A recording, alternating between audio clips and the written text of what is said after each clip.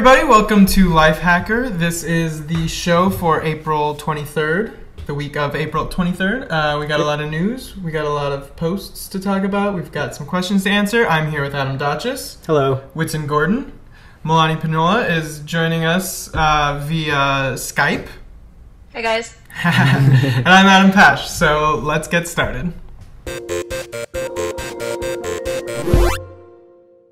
Okay, so the one of the big pieces of news last week, it was kind of like minor big, was that Gmail went down for a lot of people. It was big news. It was big news for about an hour. Intermittently for about an hour. I think it maybe went on for like a couple hours in all. Yeah. I didn't actually end up looking at Google's. They have that status dashboard where they sort of like give the yeah, and I think it took them like a half hour to get that status board up, but it was cool to see it. But now you could look at it, and also it would, if you would go to it, I don't remember what the URL is, but it should say like how long it was down and what. Oh, really? But anyway, it went down. Was anyone affected? No. Nope, I was not. I did not even notice. No, I didn't either. But I did. I asked Twitter at the time, and there were a handful of people who had dealt with it. Mm-hmm. My friend Gmail was down for her. So there are definitely people. You guys, stop the presses. Whitson's friend's Gmail just saying, was down. I only talked to one person who had it down, but someone had it down. I think they said it was 2% of Gmail users. Which is actually a ton. Still a pretty significant amount of people. If you think it's about the same amount of people who were affected by the flashback Trojan. Oh, really? Yeah. It looks like a big number, but percentage-wise. Oh, well. Okay. I don't know. Are there more Gmail users than Mac users? I would assume there have so. got to be. I mean, it's free. So probably more people. I don't know anyone that doesn't use Gmail. But anyway, if in the future you ever find yourself with trouble accessing Gmail, Gmail is down, whatever, there are a lot of things you can do to potentially get that access back while the outage is still going. And we've got a post that we'd written a while back that we sort of republished when that happened to try and help out anyone who's having trouble. A lot of the ways around it are pretty simple. Involve things like sometimes the problem may be with Google's like just default interface. They have an HTML only interface that doesn't use JavaScript or anything like that you can access. They've got the mobile interface that you can try accessing. Mm-hmm. You can try accessing it from a desktop client like Thunderbird or Mail or Sparrow or whatever. Maybe that's why I didn't notice, because I was... Gmail might have been down for you and you wouldn't have known. And if you're doing it through one of those clients or even your phone, it'll still come through. You can come through like IMAP or SMTP. So a lot of options. If this is to ever happen to you again in the future, do not panic.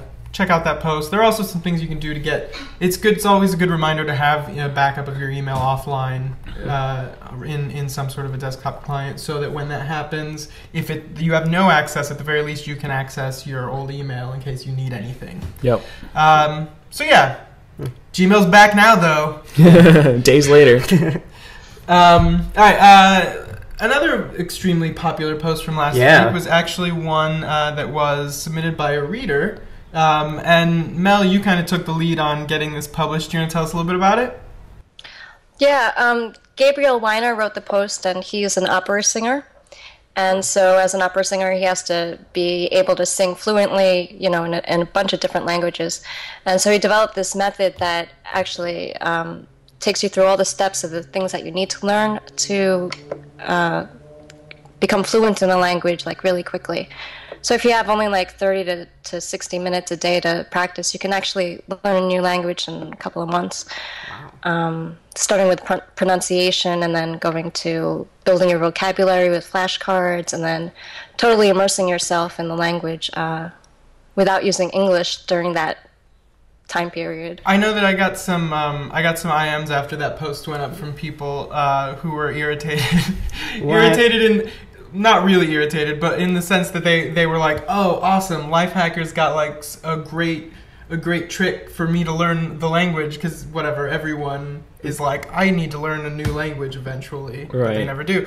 And then they were like, and then I looked at the post, And You need it to was work still at like, it. oh, you still have to spend time. It still requires an hour. You can't just download it to your brain like in the Matrix. No, but I feel like that's sometimes what people expect. No, and that's like It's kind of nuts. That's the thing that everyone. I understand that reaction, and the person who was saying it to me was, of course, joking. But like, it is that thing where you're sort of like, I wanted a magic bullet that required no work from me. And obviously, this post and this reader spent a lot of time. He just now has like a system that works very well. It just still requires you to like dedicate a little bit of time. But if you think about it, it's still, I mean, the speed with which he does this, learning a language, to that extent in a few months, is like, you know, if you take a language class in high school or college, you're speaking that language for an hour a day, and you're not getting there nearly that fast. Yeah, so Mel, is it like, do you work for an hour a day, or, I mean, what's the time commitment actually for each day? You can put in as much time or as little time as you want. His method is really just breaking down the stages of learning a language. So it's just first you start with pronunciation, then you start with vocabulary, and then you go on to the writing and the reading. So it's not so much you have to do it in every day in that amount of time. How much time? So he learned like. It was Italian, Russian, and German, French. And I think French maybe. Yeah. His example was French in like five months. And for him to do it in 5 months, how much was he working? And he did it like 30 to 60 minutes, I think he said. That's That's pretty that's insane. really manageable. Anyway. But to be really fluent in a language with that time commitment, And he described it as, what was it? It's C1 fluency. What does that mean, Mel? Yeah, that's C1, so it's like right below the mastery level for the Which is good language enough test. for everyone at this table. Yeah, maybe exactly. I can get my Spanish better again. I can remember it. I know, I need to start learning Does Spanish. anyone have a second language that they're actually fluent in? Not anymore. I used to speak French, so but I don't close. remember it anymore. Mel? I grew up speaking Spanish because I had someone taking care of me who learned Spanish. But this is the same method when you're immersing yourself, and you're not speaking English at all during that time. That's how kids learn, right? So That's very cool. All right, so while we're on the subject of foreign IKEA. Yeah. IKEA last week That announced. was a really wobbly segue. I'm really like working hard on these beforehand, so the fact that you're saying that's like it's pretty upsetting. It hurts, Sorry. but It's just going to be downhill from here now. He's just going to be crying. for the IKEA rest of last week announced did not release the Uppleva. Uppleva. Isn't it Uppleva? Whatever. I don't know. do not know. I watched the there's video. There's no and umlaut over this U, but I would assume that there is in IKEA Sweden. land. I thought that's what I remember from again, it doesn't matter. But the unit is essentially a TV entertainment center all-in-one thing, which is aims to be a much better looking, easy to put together, buy it all at once, TV, DVD, Blu-ray player, sound system, wireless speakers and subwoofers, cable management. It looks completely cable free. It's literally a home theater in a box. Yes, exactly, and you can buy it in all sorts of different colors. It's a pretty cool idea. And if you're not someone who has a lot of gear already or doesn't want to go out and buy all this gear separately, it could be a cool option. Yeah, and the thing is, I thought it was interesting. I mean, it starts at $950, and but that's for a 26-inch television. I mean, if you think about it, you're getting a lot of stuff for that price. Yeah. But then it goes up. I think it goes up to 46. 26 seems a little small, but I guess they're targeting college students, so that makes sense.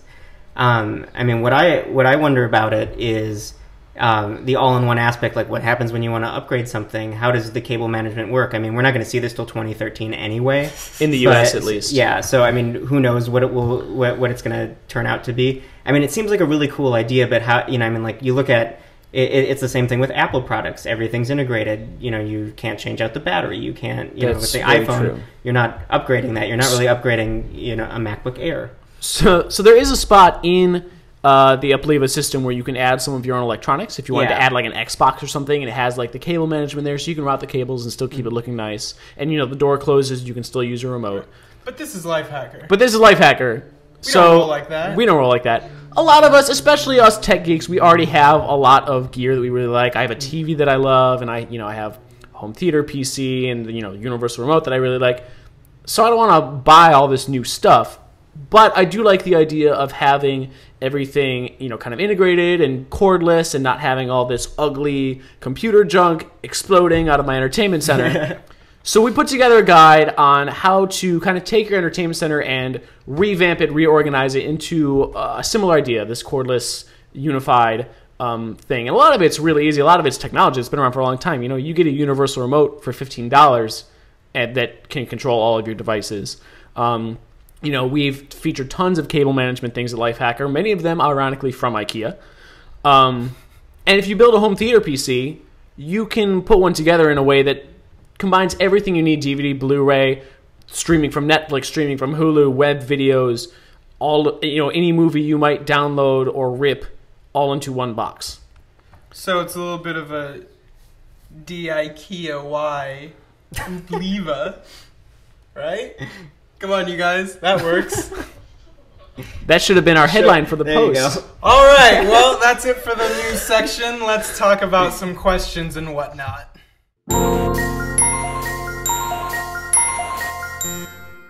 Our first question comes from reader Mr. Indecisive, who writes, Dear Lifehacker, I'm eligible for my bi-yearly phone upgrade from Verizon. Right now I have a dumb phone that can only text and talk. I'm thinking about getting an iPhone, however I'm also considering waiting a few months until Apple releases, hopefully, a new iPhone. So should I wait for the new iPhone or get one now? Good timing. Wow, that could not be more perfect timing. I literally had this inner monologue with myself this week. In fact, the iPhone that I bought is on its way to my house right now. So here's the thing. Unlike with Android phones or computers or a lot of things, we kind of know when the new iPhones come out every year, and they only come out once a year, and every year they are significantly better than the last version. Well, which, relative terms. But it makes people more likely to want to wait for things rather than just like get what they want now. Mm-hmm. I understand that. But I will say this. I won't say that. With a lot of things, if you keep waiting, you could always be waiting. But with the iPhone, it's coming out probably in 6 months. What I did, because I didn't want to wait, was I just bought a very inexpensive refurbished iPhone 4 on eBay. And if I decide when the next iPhone comes out that I want to upgrade, I can just resell that old iPhone, either break even or take, whatever, like a $50 loss on it, which is, to me, is totally worth it to have an iPhone for 6 months as opposed to what I had before, and would probably be really worth it for you if you're still using a dumb phone. You're probably really itching to upgrade now. So that's one option. No matter what you do, it is going to be a significant upgrade from what you've got. It's one of those things, if you're a person who is like really going to regret not having the newest one, then maybe you should wait. But if that's like your personality, then you're gonna feel the same way when the next one comes out, and when the next one comes out. Like, that's a cycle that won't end. Yeah, and I think the thing is, the iPhone's really great right now. There's not a whole lot that you really want from it. Then it doesn't provide that the 4S or even the 4, which I'm still on, you bought. I'm really wondering what the next iPhone is going to have that I'm going to be like, oh, I need that now. Yeah, I mean, I think like the test you have to give yourself is to say, is there a bunch of crap that I'm not satisfied with in the current option? And do I want to wait for that? And if there's a huge list of things... That is hard for him to know, though, since he doesn't actually have one. Yeah, but I mean, you can still look at the specs and see this is a fast phone and has a retina display. But looking at the specs is one thing, and actually having used it and being like, this thing annoys me every day. I wish I had this. Yeah, that's true. What would give Whitson the I want to get that now? I feel like if they built in like a beer bottle opener. I would immediately sell out beer bottle opener. Swiss Army knife in real life. That thing. Apple, get to work on that right now. Mel, where are you on this one? Honestly, I would wait, just because he's going from a dumb phone to an iPhone, and unless he really needed a smartphone right now. Knowing that another, the newer one is coming out, I would. But I'm a patient person, so. See, the reason I think he shouldn't wait is because he's on a dumb phone now. Because even if he upgrades to like the iPhone 3GS, it's still going to be the greatest upgrade he's ever made to his phone. But he's made it so far with the dumb phone already. You know what I mean? Like how much? Do you remember what it's like to have a dumb phone? Because I do. I kind of miss it sometimes. You know my friend Yafan. Really, I have one you can have. Yeah, well, I don't want it that bad. But she's been on the same dumb phone for 8 years. She just keeps. I don't know how she keeps finding them. But she likes it. It's like the battery lasts forever. It's convenient and you're used to it. You don't have to. And learn you're never new. distracted by emails and Facebook and all this other stuff that really can disconnect you from reality. So there's that. But so there you have a few differing opinions. Like I said, if you can find a cheap one on eBay, that might be a cool option because the iPhone 4s are still selling at great prices on eBay and Craigslist. Cheap enough that you can buy them, but also good enough that I am confident that I'll be able to sell it for still a fairly high price when the next iPhone comes out, because the iPhone 4 is still such a great device, even though it's 2 years old. Yeah, and I mean, if they don't upgrade the iPod Touch too much, it's basically like if you wanted if you wanted to get it, I mean, it's good without the phone service. Mm-hmm. So something to think about. Moving along, Don writes in, sometimes when I open a link to a story on certain news sites, the page opens and a video begins playing automatically. Is there any way I can prevent videos from playing automatically? This is very annoying. It can be embarrassing because sometimes the videos are quite loud. That is annoying. Yeah. It's one of the most annoying things on the internet. There are, though, several solutions, and Mel, do you want to walk through them? Sure. If you're a Chrome user, you can enable the click-to-play lab feature that's built into Chrome. You would type in about and then the : flags to get to that. And the click-to-play feature just makes it so that every time that flash video is about to play, you would have to click the play button. Yeah, and it's actually just like plugins in general, right? Like click to play makes it so I think it used to be it varies, but I think now it's just like any plugin you can set, and maybe even individually. They're updating Chrome all the time. I'm using the dev version, so I never know if it's like what's out right now, this or just a few people. But I'm sure that the basic click to play is available in the stable. They're usually extensions too. I think. It is. Oh, cool. Yeah. And then Whitson, don't you use some sort of like click to flash extension? I use Flash Block on Firefox, which makes it so you have to click. Anytime there's a Flash video or something that pops up, there's just a box with the Flash logo, and you have to click on that. But Firefox users are going to be getting that same feature built into Firefox soon. The click to play is coming out, I think, in the next version or the version after that of Firefox. So stay tuned. Does click to play have like all the features that FlashBlock does, where you can say like, I always want Flash to run on this site? I don't know. I'd have to check, but I can't imagine that it wouldn't let you do that. Does it in Chrome, Mel? Do you know? I'm sorry, what was the question? The click to play feature in Chrome, the lab, does it let you whitelist certain sites? So if like I wanted Lifehacker to always play, to always just show the Flash videos. I don't think so. The last time that we did this for the Best of Chrome Labs, it was just... Okay. Yeah. So that's the one downside with that. If you wanted the ability to whitelist certain sites and let them autoplay, like I let Flash run on YouTube just because I know if I'm watching YouTube, I know I want the Flash. So then you would have to get the Flash Block or click to Flash extension for Chrome or Firefox. But you might not always want the sound right away. That's true. That's true. I'm finding that's getting kind of annoying because they're starting to autoplay. Like when I restart and the browser opens back up and I have YouTube videos in there, they all start playing and their ads and stuff. And the problem I have is I always watch multiple videos at once, so I'll like open up a bunch of tabs and then they all start playing at once, and it's like. But Mel, there's a solution for Windows users too, right? Yeah, there's a little utility. It's called Flash Mute. So it resides in your system tray, and you can, with a hotkey, with a keyboard shortcut, you can turn on or off the Flash videos, or just use the little utility in your system tray to do that. Which is kind of awesome to have system-wide. I didn't know that. Yeah, like that's good. And I'm the Windows user. Yeah, thanks, Mel. Sure, thanks, Adam. All right, let's move on to the next one, and this is from a caller. Yay. Hi, I had a question. I've got a Gmail account, and I really don't like the screen name. I want to change it, but I don't want to create an entire new account. I'm just starting to put it on resumes, and I want something a little bit more professional.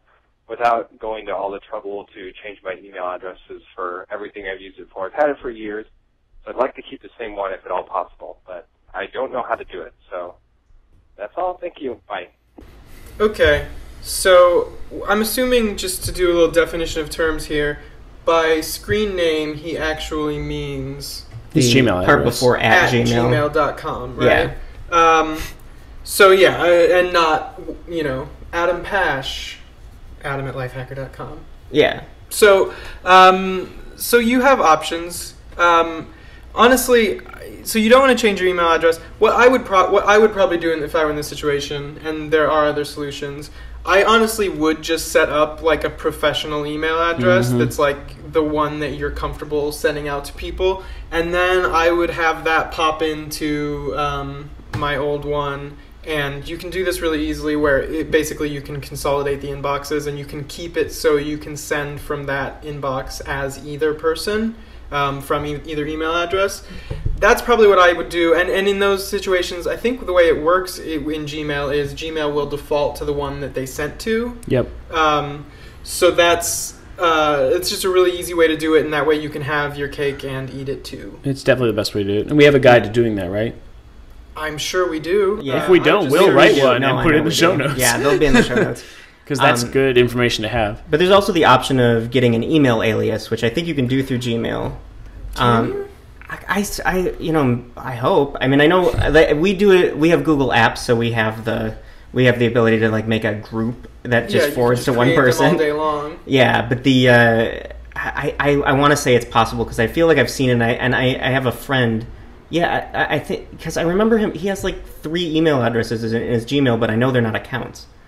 So if it's possible, we'll put that in the show notes. So that's something else to look up. Yeah. But yeah, if you can do an email alias, that just basically means that you're forwarding to one. You have an address that's you have your hot guy 26 email address or whatever is embarrassing people, and then you have I'm a professional person at gmail.com, and you can have that just forward your other one, and you can also send email as that email address, email alias.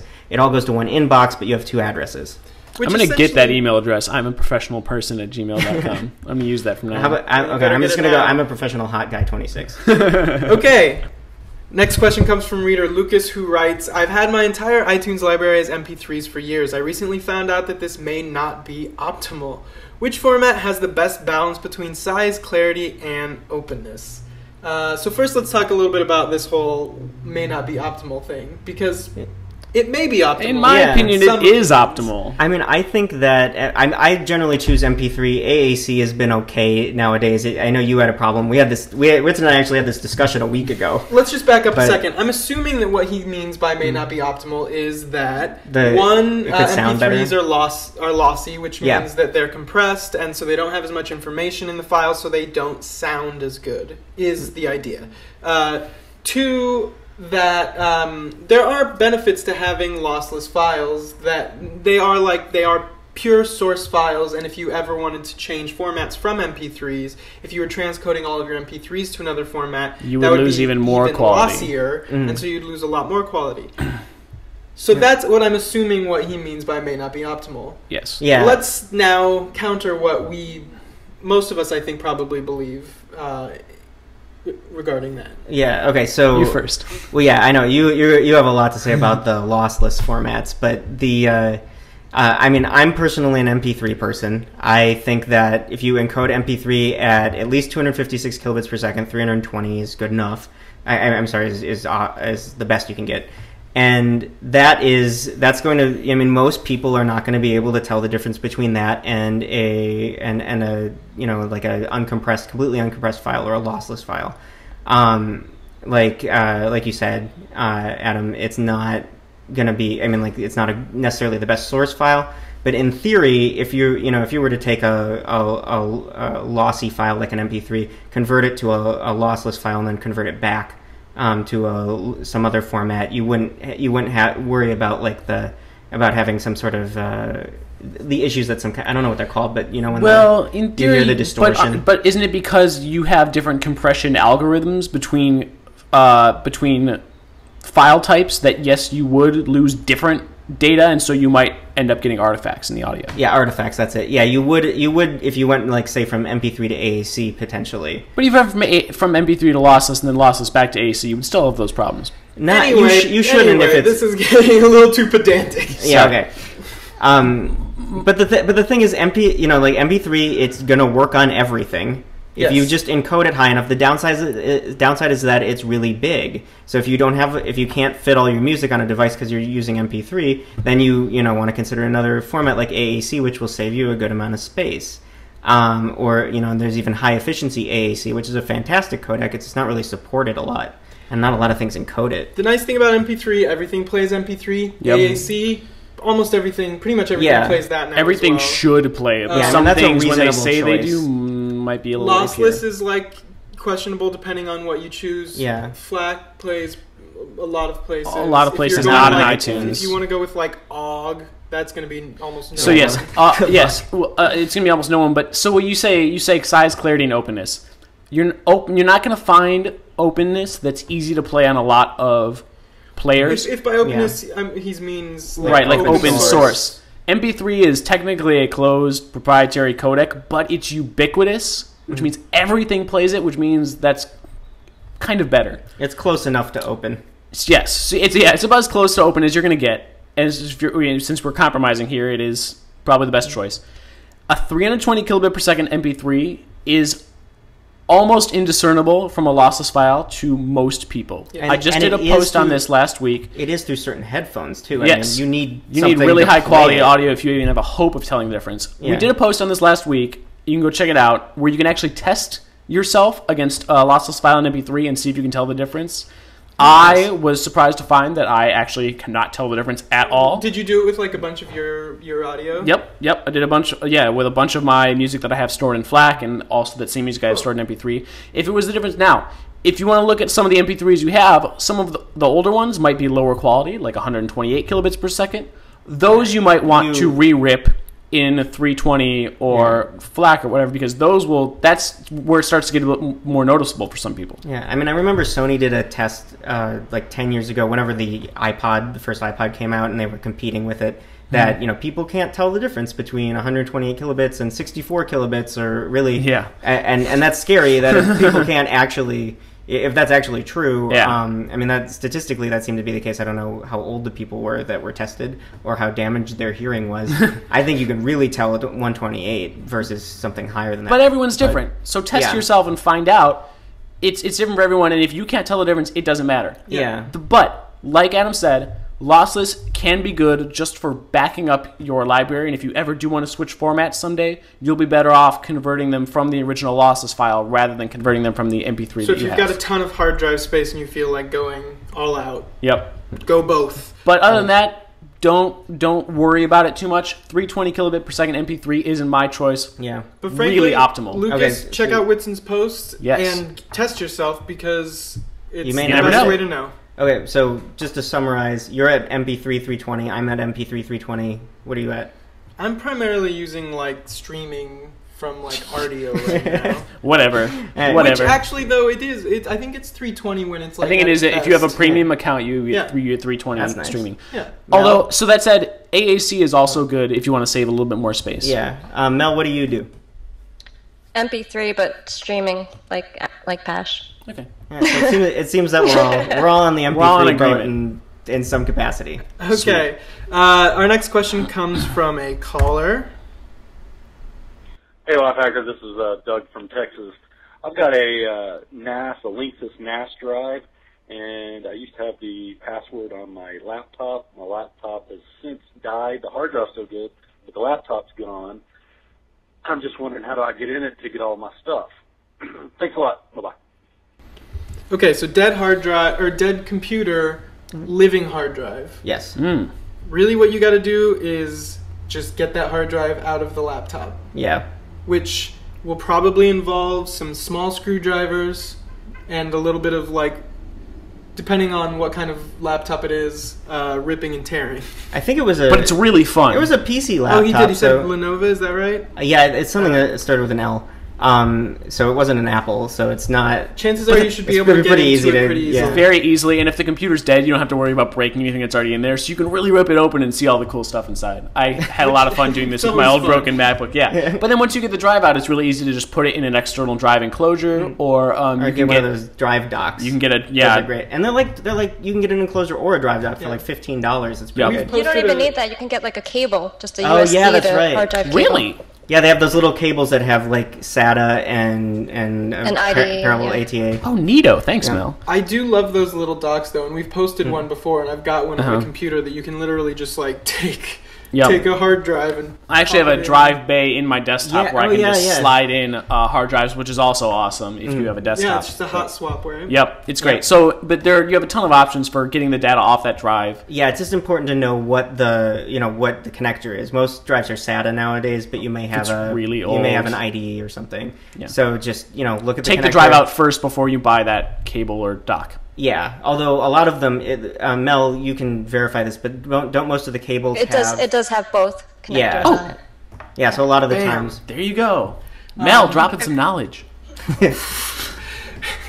How unexpected of you, Mel. No, I'm just saying, now I feel really dumb. I thought I knew all about this. So anyway, easy, and then once you've got it there, you've got all your files. You can just access them like it's a thumb drive or any other hard drive, and you should be good to go. Okay, so we've got one more question. Hi, I was just wondering who you guys were sponsored by. That's it. Thank you. Bye. Okay, we are not sponsored by anyone currently. The show previously had some sponsors when we were doing the old style. When we switched to the new one, we kind of opted to avoid going that route. So we're not that we'll never be sponsored again in the future, but anytime we are sponsored, there will be a very clear message that's saying like, this week of Lifehacker is brought to you by who's the best person. Toilet paper. We're not like secretly sponsoring the show by dipping in our opinions about something. It's just not like that. Oh, the site is sponsored though. Yeah, if you go to the site, you'll see ads on the site, but again, they're very clearly ads. Right. Right. There's no explicit sponsorship here. Yes. For now. Okay, so let's do a quick show and tell now.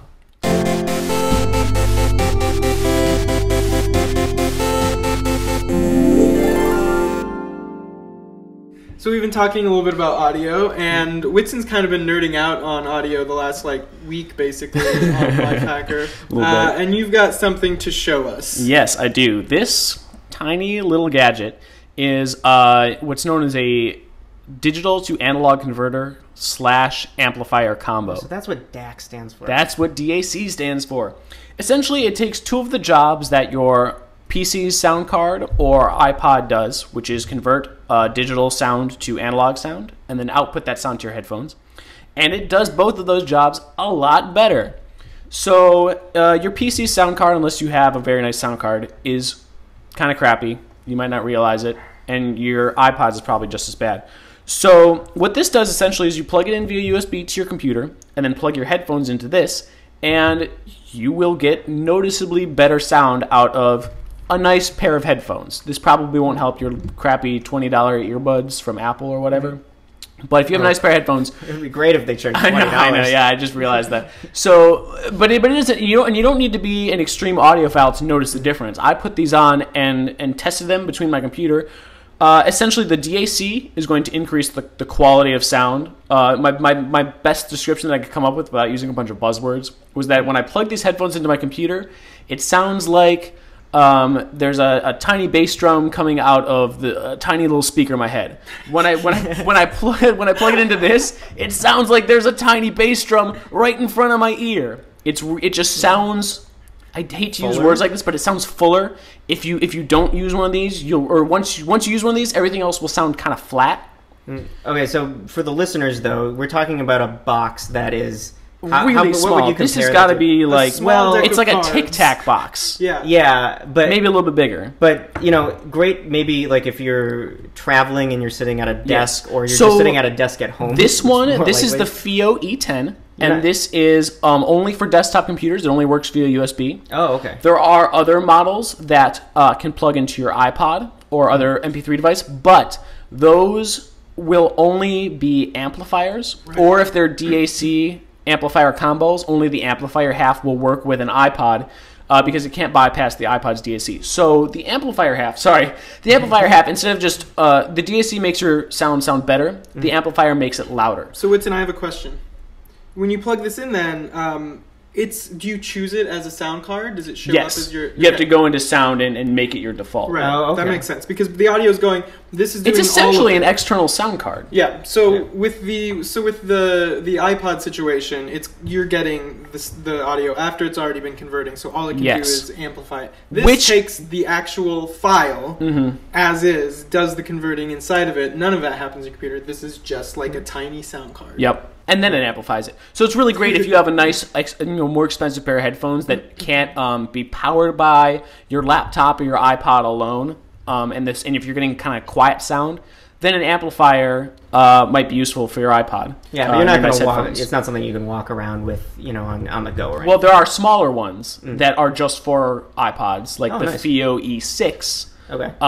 Which is just an amplifier, not a DAC, but it's perfect for walking around with. So I'm sorry if you already said so, but how much is this? This particular model, the E10, is $75. The E6, I think, was like $38. That's the iPod only one. There are also slightly more expensive models. I think FIO has an E17, which is good for iPods and computers. You can kind of use it as both USB or just as an amplifier, and that's I think $150.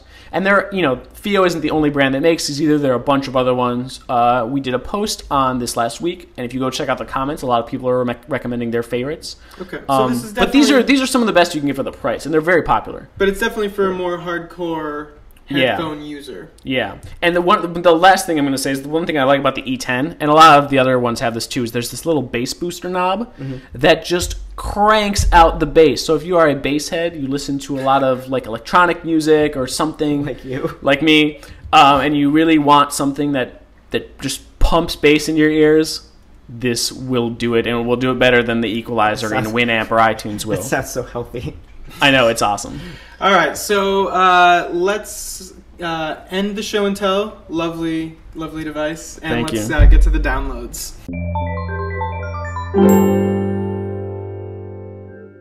Okay, so we've been rambling a lot. We're going to run through these as quickly as possible. The first one is Collusion, which is a Chrome extension, also available for Firefox, but it just came out for Chrome. And Collusion, basically, when you visit a website, it maps out where all of the ad trackers and other trackers across the internet are like following you. So like every time they plant a cookie or whatever in your browser, Collusion sort of illustrates how everyone's tracking you on the web, which is primarily very interesting. So it's probably more of a thing that you'd install once, run for a while, go, oh, that's interesting, and then probably uninstall later. All right. Okay. Cool. What's next? Mel? Next up is Squadmail. It's a web app that connects to your email program, and it can it creates a shared folder where you can drag and drop emails to share with other people. So it's kind of like the Dropbox of emails. And you can use it in a bunch of different ways, like if you wanted to set up different projects for different folders for different projects to share with people, or you can use it to share emails between your own personal and work emails, stuff like that. That actually seems super cool. Like, it's weird because it's kind of an unusual way of thinking about your email, but it seems like it could be extremely useful. Well, yeah, because then you don't have like all that forwarding crap and. I almost wonder if we should start using that. Yeah, well, I signed up for it when I saw Mel post it, and I haven't had a chance to go through it yet, but it looks cool. It's in beta now, right? It's in beta, but I think we've used up all our 2,000 invites or whatever they we'll were. Have to get some more. Something to keep an eye on. Okay. Yeah. Whitson? All right. Wave Control for Android is just a simple, cool little program that lets you control your music by waving over your phone. So if you notice that when you call people, your phone's screen turns off. When you pull it away, your screen may turn back on. So it has this little sensor that can tell when something is close to the screen. In Wave Control, essentially, you wave your hand over it once. You can skip to the next track, wave it over your screen twice to go to the previous track. You can play and pause by wave. It's just a really cool touchless way for really lazy people to control their music. Or for people with dirty hands. Oh, yes. Well, yeah. So if you're like eating potato chips and using your phone at the same time, if you're not eating those potato chips with chopsticks like you should be, you can just wave over your phone to change the music. And you'd be like, this is not the song you're looking for. Yes. You would say the Jedi mind words every time because it's awesome. Cool. Okay. Mel, you're in charge of the next one too. Yeah, so Pocket, which used to be called Read It Later, well, Read It Later just got a big overhaul with the interface change, and it now all the apps are free for all the mobile apps. I really like the new interface change because it has like the filtering for the videos and the pictures, aside from getting used to the new name and everything, Pocket. Which is really hard to search for. Big change. So the free versions, it lets you save videos and images and stuff for free. That was previously paid. I think the apps they had paid versions of the mobile apps before. Oh, okay. So it was paid. You had to pay to get more than like 10 articles in your feed. okay. Though I think the paid version also was the only one that could save videos. I remember back in the day they had there. I don't remember what the feature was called, but there's some fancy like algorithm that would sort everything out and can make sure your videos would play on an iPad or the bottom line is everything is free now. Interface is great, more features, but it's called Pocket, so have fun trying to find that in the App Store. So anyway, whether you're using Pocket, it's another app like Instapaper, like Readability. Mm-hmm. One of many. They're all pretty great in their own way. Yep. And Pocket's now free. We've actually done a comparison between them. Yes. So you can check that out if you want to know which one you should use. Okay, and lastly, Adam, you've got something. What do I have? Oh, my personal daily inventory form. Yeah. Okay. So I wrote about this. I created a document in Google Docs, a spreadsheet that also has a form component. Google Docs lets you create forms that you can kind of fill out, and it fills all that data into a spreadsheet for you. And then I took that data and made some automatic graphs and everything. So how this works? It's a daily personal inventory form. You answer questions about, did I eat today? Did I eat healthy today? Did I sleep well? All these questions about like how your day went.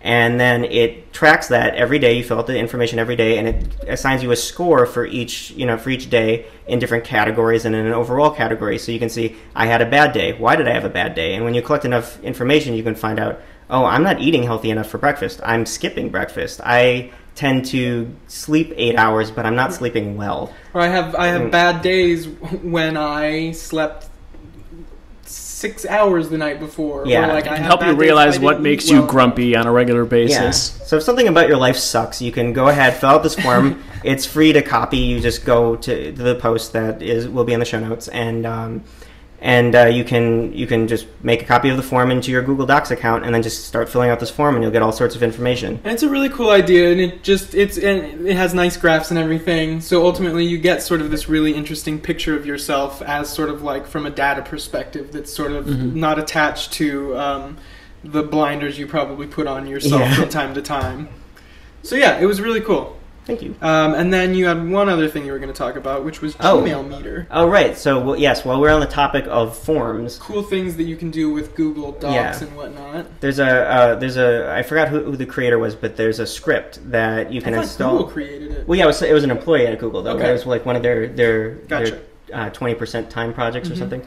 They had it's basically and on the topic of quantify itself, you can install this script and have it run, and it will tell you how you're using your email. You can find out how long it takes you to reply to a message, and how many messages you get, what the category those messages are in. So it's a really interesting way to learn about how your email is being used, and what maybe you are or are not doing enough of. Like if you're not responding enough to your mother's messages or whatever. And it is also super cool, and you get it. And Google Docs has a thing where when you say script, it's not like a user script or an extension or anything. Google Docs actually has a not often used feature that allows you to write these little scripts that you can then give access to other Google applications such as Gmail, and it can run these scripts regularly and put data into spreadsheets or whatever. They're very cool. They're pretty powerful. We wrote about one called Gmail Snooze once. Right. But it's not. It's a really cool thing. So you walk through how to do it in the post. There's a nice video and everything. So if you've got any really interest easy. in meeting out your Gmail usage, it's very cool. All right. So that is it for this week. Mel, thank you very much for joining us. Thanks, Mel. Thank you. And we will see you next time. If you'd like to ask us a question, send us an email at tips+asklhshow@lifehacker.com. Alternatively, leave us a message at 347-687-8109. Try to keep your questions to about 30 seconds so we can keep the show moving. And thanks for watching, listening, or however you're getting this podcast from the internet to your brain.